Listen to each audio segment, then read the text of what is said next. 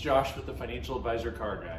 So this week I wanted to talk to you a little bit about interest rates and what that means for the car buying market, both new cars, used cars, anything really. And so I wanted to kind of dive right in and start with saying that the feds are going to start raising rates.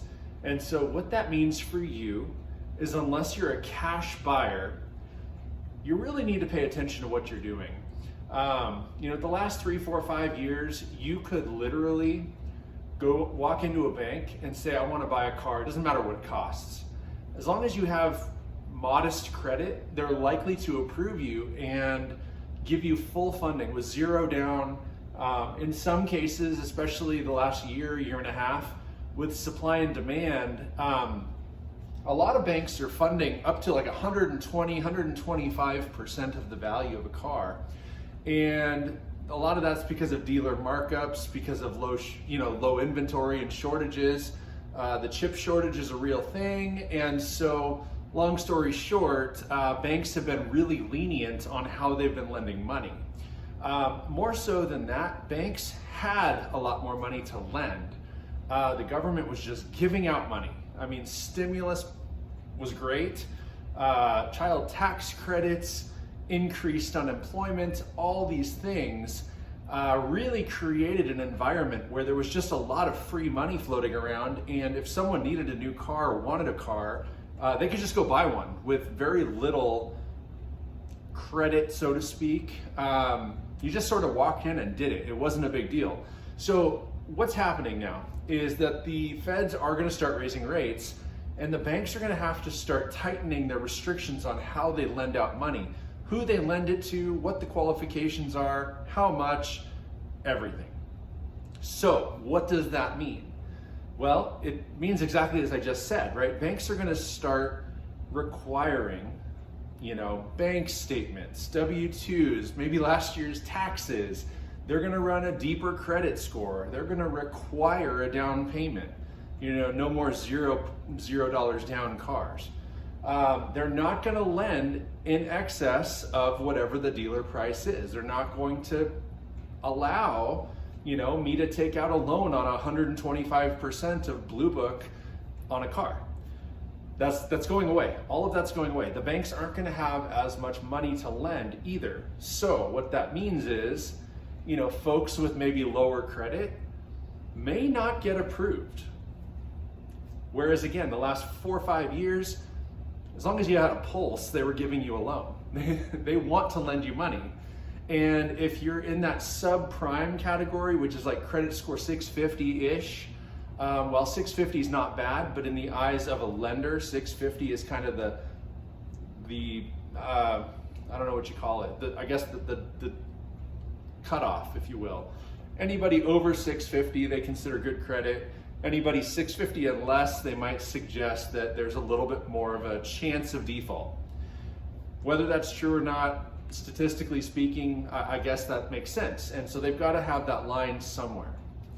Well, the point is, if you have a 650 or lower, you are going to have to, required by law, they're going to ask for, pay stubs, bank statements. Again, they're going to need more money down, whatever else. Now, if you have walk-on water credit, let's call that, 800 and above, some of that is still going to be required, but they're going to give you a better loan rate. They might be able to finance you up to maybe 100% of loan value or auto value. But again, this only applies to people who are taking out loans. If you're a cash buyer, this doesn't matter. This does not matter.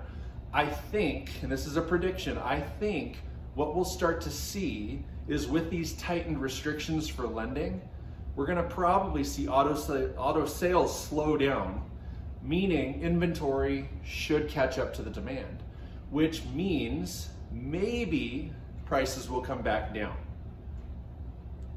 That's not a for sure thing. I don't have a crystal ball and I can't tell you what's going to happen, but if all these things kind of play out as I see them happening, that really is what it looks like. It looks like inventory will start to grow. Car lots aren't going to only have 1 or 2 or 5 cars in them anymore. They might have a couple of dozen once again. It's sad when you're driving through town and you see the Ford dealer and they've got 10 new cars. That's it, a huge lot, 10 new Fords, and then a whole big lot with, a few used cars. That's terrible. Again, the chip shortage is a real thing. Supply and demand, right? Again, supply and demand, and when rates are low, people are encouraged to buy. They'll finance things with nothing down or low money down, and they'll just make payments. And with all this free money, we talked about stimulus ballers, right? There were so many free dollars floating around. People were going out and buying fancy cars, buying, whatever, experiences, doing things, spending that money as they should. That was the point of the stimulus, was to stimulate the economy. But what ends up happening is when that money runs out, these people get foreclosed on, they get repoed, all of those things.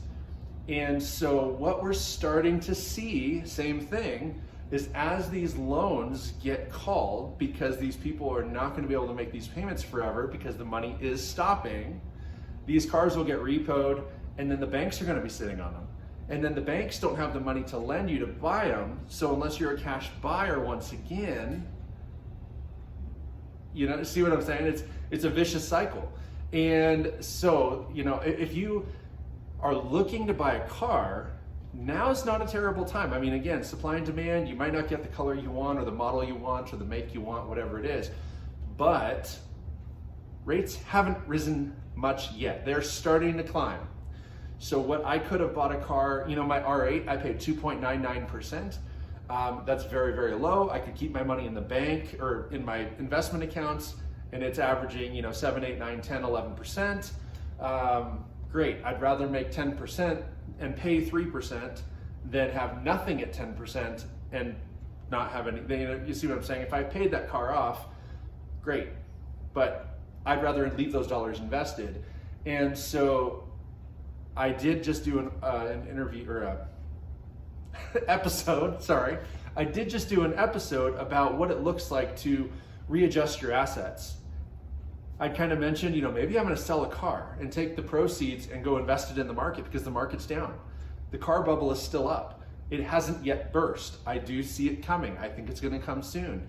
Maybe not for the high-end exotic cars, but for your everyday run-of-the-mill cars, right? Your Honda Civics and Accords and Toyota Camrys and those kind of things.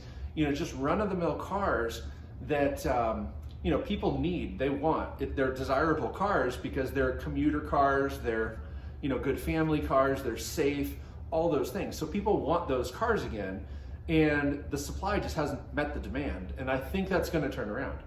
So what that means is if you're in the market for a used car, same story, right?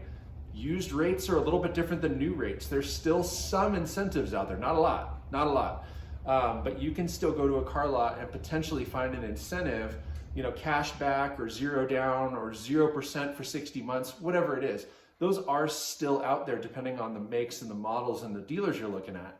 But when it comes to used cars, if you're doing, what do they call that? A buy here, pay here type of used car lot where it's not a chain, it's a one-off, mom and pop type of shop where they do in-house financing and they do some credit repair and all that stuff.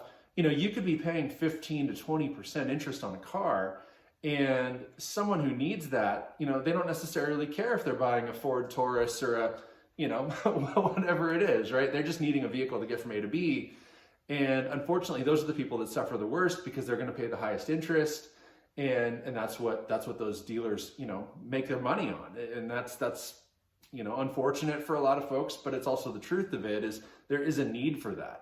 Not everybody can walk into a Chevy dealer or a Ford dealer and, have 850 credit and be able to be approved for 0% interest for 60 months with nothing down. That's just not something that's going to happen a whole lot, moving forward, at least for the foreseeable future.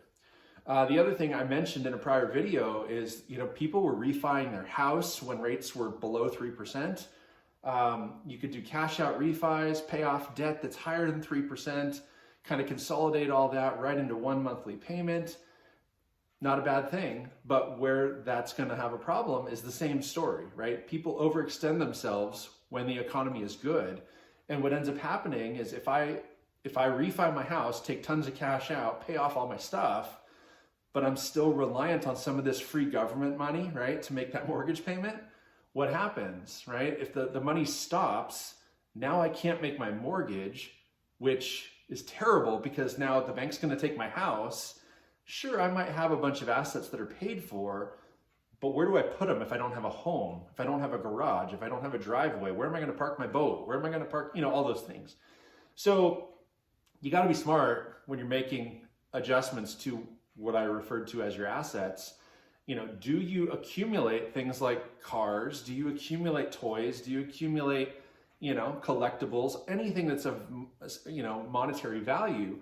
Do you continue to collect those, or when the market's high, do you sell them, shift back into maybe some cash or, stock, mutual funds, bonds, whatever it is, and then when that market takes a dive, rebuy all that stuff, right?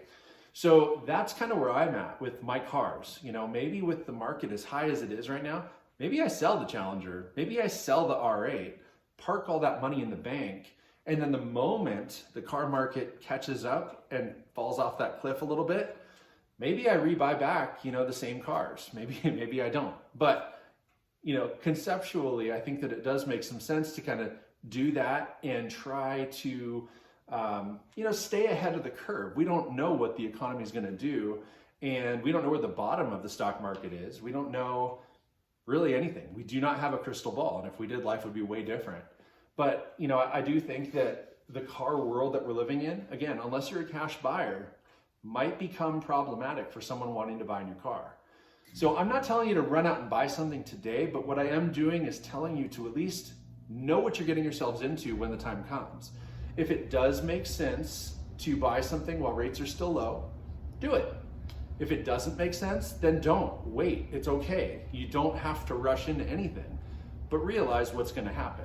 And so if you can buy a car at 4% today, that same car might be 5 or 6% next year. But if you're in a better economic state where you can afford that, 2% more interest isn't that much bigger of a payment. So don't get hung up on that. It's okay to pay 5 or 6% instead of 2 or 3%, because again, interest, it's just a little bit more. It's not a lot. But I think what's gonna happen is the sale price of the vehicle will come down a little bit. So even with a higher interest rate, you still may have a similar payment. So that's all food for thought. I don't know what the market's gonna do. All I see is trends and things, and I watch the car market pretty closely. Obviously, I work with the stock market, so that's my life. But kind of trying to find patterns and trying to time things is really, really important. That's where money is made. And so to me, I don't want to sleep on this. This is something that, again, I want to make sure that I'm fast acting and I'm really getting things done the way I want to. And, again, selling an asset when it's at the peak, parking that money somewhere where it's down, and then flip the script on it. When the stock market goes back up, hopefully the car market's down, rebuy those cars, have cash left over, and then you've really won. So to me, again, I think that, everybody's situation is different. I don't think there's a right or wrong way to do it. I keep saying, maybe I'll sell the Audi, maybe I'll sell the Challenger. I might not sell either one. That's just an idea. Those are just things that run through my mind. And we'll see what happens. But in the meantime, I really do hope that things steady out. I hope the stock market doesn't continue to fall. I hope that the car market stays where it's at for a while. I hope interest rates creep up slowly.